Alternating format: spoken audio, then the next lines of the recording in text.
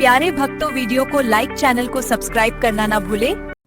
कोई बड़ी बात नहीं तन मन प्राण न्यौछावर। तन मन प्राण तो आप सांसारिक रूप में दे दिए, पूरा जीवन बर्बाद कर दिया इसी रूप में, पुरुष रूप में, स्त्री रूप में, अन्य रूपों में। कोई खास बात नहीं तुम्हारे तन मन प्राण न्यौछावर की, वो तो संसार में दे दिए तुमने है? सांसारिक रूप जो पांच भौतिक है, दुर्गंध युक्त है, जो मल से भरा हुआ है, उसमें प्राण न्यौछावर कर दिए, तन मन प्राण न्यौछावर कर दिए। देखो ना कि कितनी ऐसी घटनाएं हैं, लगा कि अब नहीं मिल पाएंगे तो दोनों ने मिलकर जहर खा लिया, दोनों ने प्राण त्याग दिए। किसके? परस्पर शरीर के केवल परिचय में। पापाचरण करके, धन कमा करके सोचते हो परिवार को सुखी करके हम सुखी हो जाएंगे, कदापि सुख नहीं मिलेगा। संतास लाग्यो भूतेत्य फल कलनु मुह्यति कुदी। अय दुर्बुद्धि, तेरा नाश हो जाएगा, तू समझ नहीं पा रहा, तो भी मोह से युक्त है। इसलिए मानव जीवन ये अंतिम जीवन हमारा होना चाहिए। जो जो हमारे परिवार में हमारे साथी बने हैं, पत्नी पुत्र, सबका कल्याण करूंगा। जब 21 पीढ़ियां तर जाती हैं तो औरों की बात क्या। हे सच्ची मानो, तुम्हारा इतना महान बल है कि तुम अपने बल को जागृत करो तो तुम पूरे परिवार को क्या मम भक्ति युक्तो भुवनम पुनातो, पूरे मृत्यु लोक को तारने की सामर्थ्य आ जाती है नाम जपक में। राधा नाम मत भूलो, पाप कर्म के द्वारा कमाया हुआ धन सर्वनाश कर देता है, ये दिमाग में बैठा लो। जैसे तुम्हें कोई बढ़िया खीर दे और कान में विश्वसनीय आदमी बता दे विष मिला है तो खाओगे नहीं, ऐसे ही तुम्हें शास्त्र सम्मत बात बता रहे, पाप का धन तुम्हारा सर्वनाश कर देगा, लेकिन तुम ये बात नहीं मानोगे। मत गिर इस अंधे कुएं में, मत गिर। ये संसार एक अंधा कुआं है जहां गिरने के बाद कुछ नहीं दिखाई देता। मरना ही मरना है, क्योंकि नीचे काल रूपी सर्प पड़ा हुआ है, वो तुम्हें डस लेगा। गृहांध कूपे पतितः, डस क्या लेगा, उसने डस लिया है, बस लीलना बाकी रह गया है। कितना? बोले 50 साल का हो गया। अब पता नहीं 50 मिनट है कि नहीं है, वो बस एक झटका लगना है, अंदर गए। जय श्री हरिवंश प्रपंच बंच सब काल ब्याल को खायो। काल रूपी सर्प ने तुम्हें पकड़ रखा, खा गया। 40 साल खा गया तुम्हारे, 50 साल खा गया, 60 साल खा गया। अब कितने सेकंड है, कितने मिनट है, कुछ पता नहीं। जल्दी करो, श्याम श्यामा पद कमल संग सिर नायो, किसी भगवत प्रेमी महात्मा के आज्ञा के अनुसार चल दे। गृहांध कूपे पतितः कदा मामुद्धृत्य मूढ़म कृपया स्वयैव कामादि काल ही गणैर निर्गीणम मातेव वृंदाटविनेश सेंकम। भाई, ये संसार एक बहुत गहरा अंधकार में कुआं है। दूसरे रूप में देवर्षि नारद जी प्रचेता गणों से कहते हैं कि तुमने एक छिद्र देखा है, जिस छिद्र में प्रवेश होने के बाद आज तक कोई लौटा नहीं, उसी छिद्र में सारा संसार जा रहा है। माया अंधकार, इसमें जब से सृष्टि हुई तब से आज तक हम नहीं लौट पाए, अपने स्वरूप में नहीं आ पाए, अपने प्रभु के पास नहीं आ पाए। ये तो असीम कृपा प्रभु की कि हमें सत्संग मिल रहा है, नहीं हमें होश ही नहीं रहे कि मुझे करना क्या है, क्या कर रहा हूं, क्या नहीं करना चाहिए, क्या करके मुझे अपने स्वरूप की प्राप्ति होगी, कहां जाना है, मैं कौन हूं, कौन मेरा है, कोई मतलब नहीं, बस बढ़ा चला जा रहा है इस अंधकार में, छिद्र में। प्रचेता गणों को वैराग्य होता है देवर्षि नारद जी के उपदेश से। अगर साधु संग ना मिले तो कोई संसार रूपी अंधे कुएं से निकलना ही नहीं चाहता, अच्छा लगता है। गृहांध कूपे, ये गृहस्थी बहुत सुंदर साधन है भगवत प्राप्ति का, बहुत सुंदर साधन है। यदि सुलझ करके संत संग करते हुए, संतों के द्वारा बताई रहनी से रहा जाए तो घर में ही भगवत प्राप्ति हो जाए गृहस्थ धर्म में, पर बहुत कठिन है। गृह कारज नाना जंजाला, तेति दुर्गम शैल विशाला। कलह, अशांति, तृष्णा, वासना, कामना, नाना प्रकार की समस्याएं, नाना प्रकार की चिंताएं, नाना प्रकार की आवश्यकताएं इतनी माया फेंक देती है कि घर गृहस्थी में उलझा हुआ व्यक्ति ये सोच ही नहीं पाता कि मेरा जन्म किस लिए हुआ है। सच्ची कहते हैं आपसे, कभी हमने सुना ही नहीं कि भगवत प्राप्ति करनी है या भगवत प्राप्ति क्या है, कोई चर्चा नहीं सुनी हमने।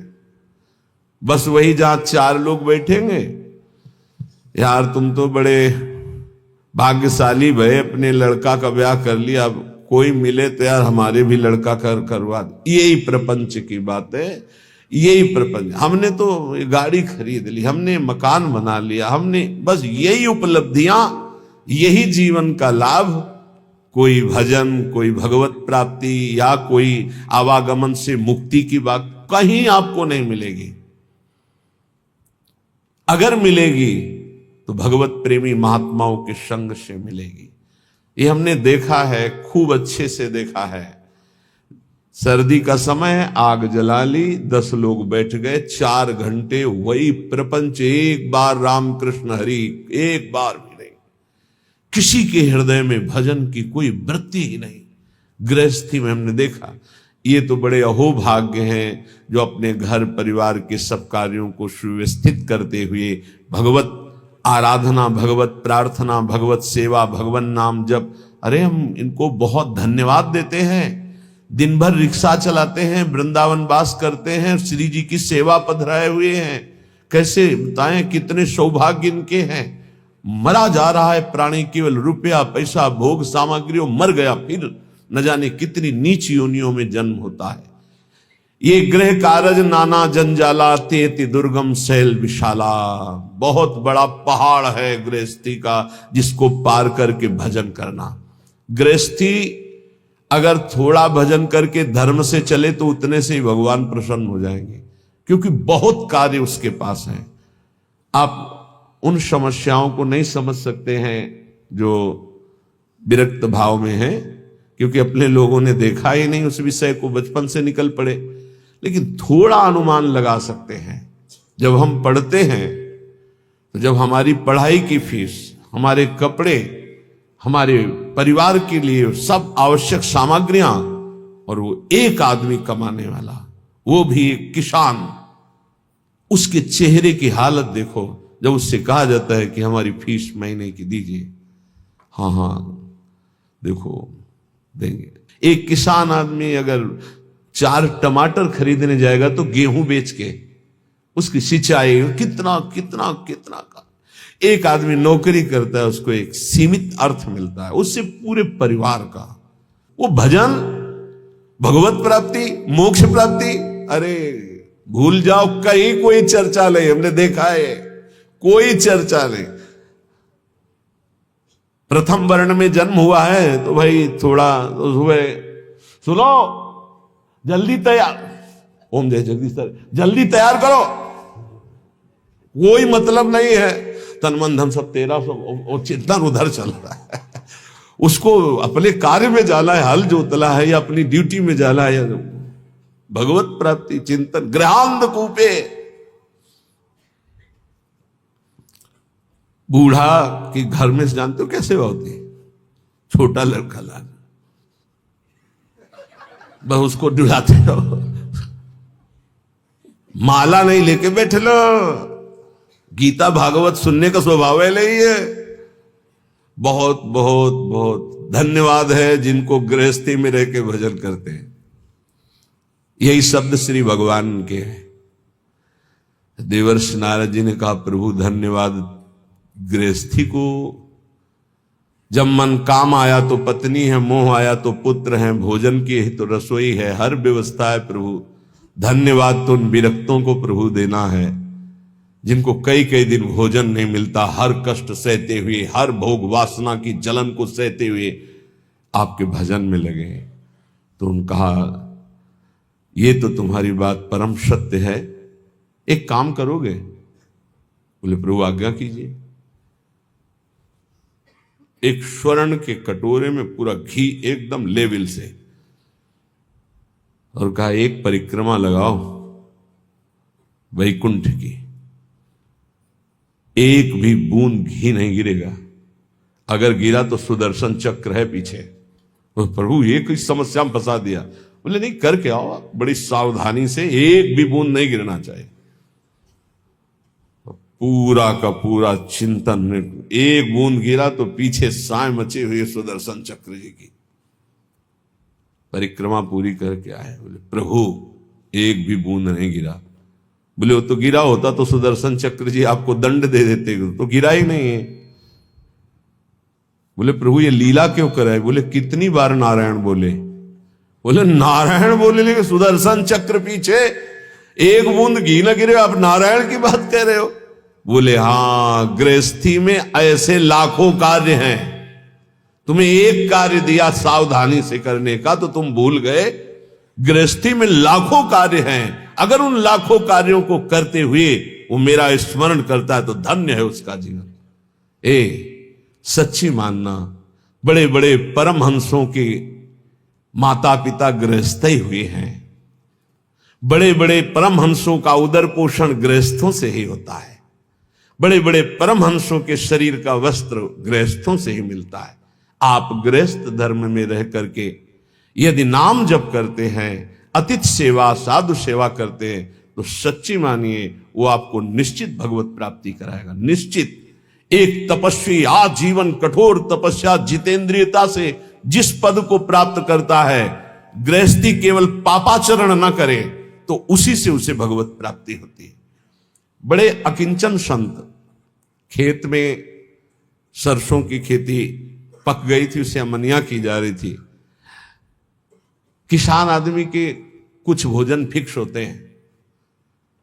जब चना और सरसों की खेती होती है तो सिर्फ उसी की सब्जी होती है और परेठा या रोटी। जब आलू की खेती होती है तो आलू की होती है। जब बाजरा ज्वार की खेती तो वही, उस बाजार से खरीद कर खाने वाली समस्या बहुत बड़ी होती है जो खेत में होती है। जो सदगृहस्थ होते हैं उनका कर्तव्य होता है एक बार वो खड़े होकर के पहले अतिथि का निरीक्षण करें भोजन पाने के पहले। दरवाजे में अगर घर में पा रहे तो दरवाजे के बाद, तो उसी धर्म का पालन करते पिताश्री ऐसे खड़े होकर देखते थे। खेत में जब काम, तो एक मार्ग था, उसमें एक संत जा रहे थे, विरक्त, बुलाया, कहा स्वामी दंडी सन्यासी तो कहीं विचरण कर। कुआं था नजदीक, बैठ कर पाए, वैसे हाथ में लेकर के वो बस हुए। आहा, बड़ा सात्विक, बड़ा पवित्र से, और कहा मुझे ऐसा लग रहा है कि आपके यहां भजन होता है। उनका क्या भजन होता है? किसान आदमी ऐसे, नहीं, तुम्हारे यहां भगवान की असीम कृपा है, इसका तुम्हें खुद परिचय प्राप्त होगा। गृहस्थी में थोड़ा सा भी धर्म महान उन्नति का कार्य कर सकता है। बस ये ध्यान रखे, इतना बुलावा है कि भजन नाम की कोई वृत्ति नहीं मिलती। कोई अगर भजन कर पा रहा है तो संतों की कृपा से।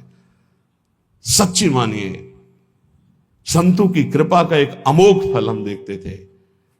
कभी का नहीं पड़ा था इस शरीर के जनक ने, कभी का नहीं पड़ा था। उनके गुरु पूज्य श्री स्वामी शारदा आश्रम सरस्वती जी महाराज आते थे, तो उनका बिना पढ़े लिखे पशु होता है? न रामायण, न गीता, न भागवत, न नाम जप, क्या कम से कम अक्षर का ज्ञान करके कुछ तो धर्म शास्त्रों का स्वाध्याय करना चाहिए। ये बात बैठ गई। तो मास्टर से प्रार्थना की किसान होते हैं कि हमको ककारा और मात्राएं सिखा दो, तो रामायण और गीता पढ़ना सीख गए। हल जोतने जाते तो गीता, रामायण, गुरु की पादुका, गंगा जल, ये पादुका का ऐसा चरणामृत उतारते और रामायण और गीता जी करते। चाहे दिन के 12 बज गए हो 4 बजे से, फिर ये करने के बाद जब प्रसाद तो भगवान नाम कीर्तन, खड़े होकर आसपास देखकर, थोड़ा सा धर्म भी महान भगवत प्राप्ति का हेतु कर देगा। ऐसी संतानें प्रकट होंगी जो तुम्हारी पीढ़ियों की पीढ़ियां उद्धार कर देंगी। गृहस्थी बहुत बड़ा धर्म है, बहुत बड़ा धर्म है, इससे बड़ा कोई धर्म नहीं। ये मत सोचो जैसे लोग कह देते ना, अरे हम तो गृहस्थ, गृहस्थ का मतलब समझते हो, हर धर्म का जनक, हर धर्म की उत्पत्ति उसी से होती है, हर धर्म की पुष्टता उसी से होती है, हर धर्म की व्यवस्था उसी से होती है। आप गृहस्थ धर्म को बहुत हल्के में ना ले, भगवान का अवतार भी गृहस्थ धर्म में ही हुआ है। दशरथ, कौशल्या जी, नंद बाबा, यशोदा मैया, देवकी, वसुदेव जी, कश्यप, अदिति जी, जहां भी देखो बड़े बड़े जो वीतराग अवधूत, भगवान को वश में करने वाले प्रेमी महात्मा या साध्वी, वो सब गृहस्थ में हुई। यहां जो कह रहे गृहांध कूपे, गृह में ऐसे अंधे बन करके लगे हुए हैं कि ना नाम जप से मतलब, ना धर्म से मतलब। बोले भागो, इस अंधकार कुएं से भागो और प्रकाश की तरफ, तमसो मां ज्योतिर्गमय, अंधकार से हटो, बार बार जन्म मरण के चक्र से हटो, प्रभु के धाम में चलो। हम सब प्रभु के हैं, भूल करके इस जन्म मृत्यु में चक्र में ऐसे फंस गए कि इस योनि में उद्धार नहीं कर पाए। तो 83,99,999 योनियां ऐसी हैं जिनसे आप मुक्त नहीं हो सकते, केवल एक मानव देह है जिससे मुक्त हो सकते हो। इसलिए कह रहे हैं जन्मान्न संख्यानि गतानि में वृथा, व्यग्रात्मनो देह गृहादि के हया। एक आते थे नैमिषारण्य के संत भगवान, पूज्य श्री माता जी ऐसा वर्णन करके बताते थे। वो ऐसे रहते थे, कभी ऐसे नहीं करते। उनको इतना अनुभव था कि पास कोई आए तो तत्काल नाम लेके बुलाते थे। कभी सुना हो या ना सुना हो, देखा हो या ना देखा हो, कोई भी हो, ऐसे आ गए शंभू, हाँ स्वामी जी, नाम लेके पुकारना, देखना नहीं कि। यही वृत्ति श्री पूज्य हरि बाबा की थी। वो सदैव ऐसे ऐसे नहीं देखते थे, संतों का एक अपना नहीं।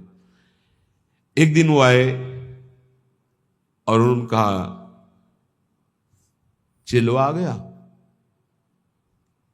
उनको स्वामी जी अभी तो आप ही आए हो, कोई नहीं, हमें पूछ रहे हमारा चिलवा आया कि नहीं आया। तो स्वामी जी आप ही पहले आए हो, अभी तो घर में कोई आया है।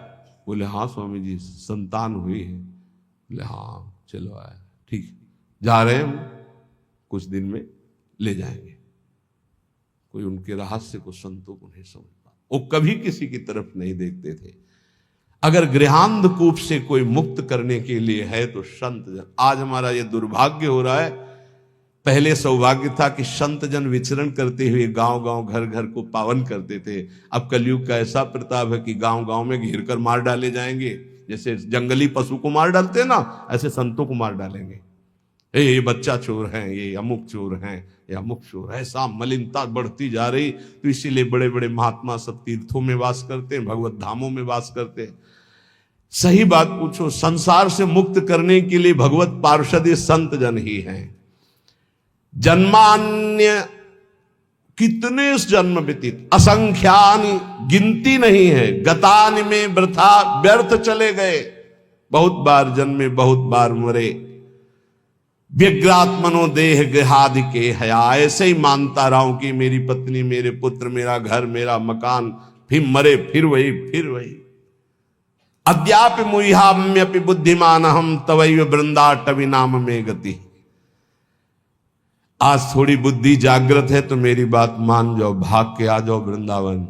एक बार सत्संग सुन जाओ, एक बार बिहारी जी के दर्शन कर लो, एक बार यमुना रस रानी के समीप बैठकर नाम कीर्तन कर लो। ये किनके लिए कह रहे हैं? घर गृहस्थी में हो तो पैसा बढ़े, समय निकले तो विदेश घूमने की बात मन में मत लाओ। धर्म क्षेत्रों की यात्रा करो, भगवत क्षेत्रों की यात्रा करो, वहां संयम पूर्वक पुण्य अर्जन करो, नाम जप करो, तो तुम्हारा परम मंगल हो जाएगा। आज ऐसी बुद्धि खराब हो गई कि लाखों रुपया खर्चा करेंगे लेकिन ऐसी जगह देखेंगे जाके जहां बुद्धि और मलिन हो जाए। कहां जा रहे हैं? अमुक देश में जा रहे हैं। काहे के लिए?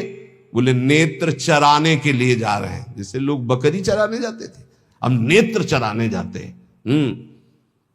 हमें बताया गया कि बताया कि लाखों रुपए की टिकट लगाएंगे, लेकिन धाम में आकर के तीर्थ में जाकर संगम, काशी, कितने पावन पावन पुरिया हैं।